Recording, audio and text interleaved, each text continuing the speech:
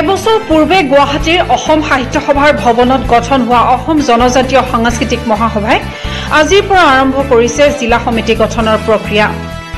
আজি অসম জনজাতীয় সাংস্কৃতিক মহাসভাৰ সভাপতি দেবেন্দ্ৰনাথ বসুমতাৰী, মুখ্য উপদেষ্টা KCSৰ সভাপতি চন্দ্ৰ সিং ক্ৰ'ৰ নেতৃত্বত ডিফুৰ টাৰলাংছত গঠন হয় সাংস্কৃতিক মহাসভাৰ কাৰ্বি আংলং জিলা সমিতি।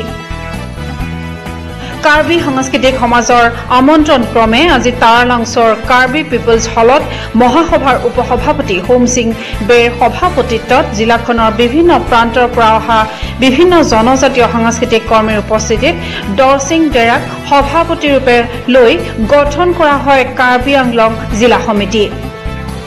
অসম জনজাতীয় সাংস্কৃতিক মহাসভাৰ আগষ্ট মাহত ডিব্ৰুগড়ত হোৱা সাধাৰণ সভাৰ সিদ্ধান্ত মৰ্মে 22, 23 আৰু 24 নৱেম্বৰত ডিফুৰ টাৰলাংছত অসমৰ বিভিন্ন জনজাতিৰ সাংস্কৃতিক দলক লৈ সম্পন্ন হ'ব এক সাংস্কৃতিক সমাৰোহ। আজি বৈঠকত উপস্থিত থকা কাৰ্বি, বড়ো, মিচিং, তিৱা, ৰেংমা, নাগা, ডিমাচা, কুকি আদি জনগোষ্ঠীৰ লোকসকলে এই পদক্ষেপৰ আদৰণি জনায়।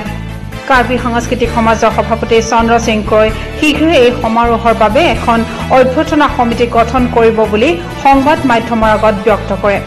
যে আজি কাৰ্বি আংলং জিলাৰ ডিফু চহৰৰ টাৰলাংছত আমি অসম জনজাতি সাংস্কৃতিক মহাসভাৰ এখন বিশেষ গুৰুত্বপূৰ্ণ সভা পাতিছোঁ আৰু এই সভাৰ উদ্দেশ্য হ'ল অসম জনজাতি সাংস্কৃতিক মহাসভাৰ কেন্দ্ৰীয় সমিতিৰ অধীনত অসমৰ সকলো জিলাতেই একোখনকৈ জিলা সাংস্কৃতিক মহাসভাৰ সমিতি গঠন কৰাৰ এটা প্ৰচেষ্টা লোৱা হৈছে আৰু সেই প্ৰচেষ্টাৰে অংশৰূপে আজি প্ৰথমখন জিলা সমিতি গঠন কৰাৰ কাৰণে আমি ইয়াত সমবেত হৈছোহি আৰু আজিৰ এই সভাত কাৰ্বি আংলং জিলাৰ বিভিন্ন ঠাইৰ বহুকেইটা জনজাতিৰ ইয়াতে প্ৰতিনিধি ইয়াতে উপস্থিত আছে আৰু এই প্ৰতিনিধিসকলৰ উপস্থিতিত আজি কাৰ্বি আংলং জিলাৰ অসম জনজাতি সাংস্কৃতিক মহাসভাৰ জিলা সমিতিখন গঠন কৰা হৈছে।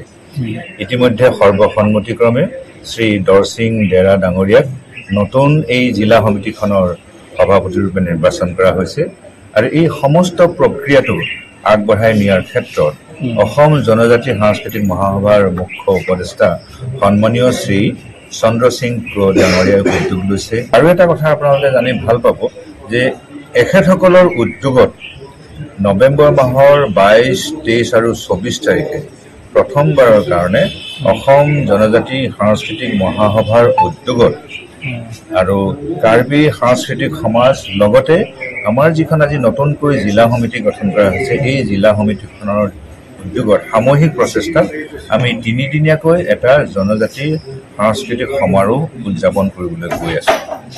এই ক্ষেত্ৰত ইতিমধ্যে তেখেতসকলে এখন আহ্বায়ক সমিতি গঠন কৰিছে আৰু এই আহ্বায়ক সমিতিখন গঠন কৰাৰ লগে লগে আদৰণি সমিতি এখন গঠন কৰা হৈছে।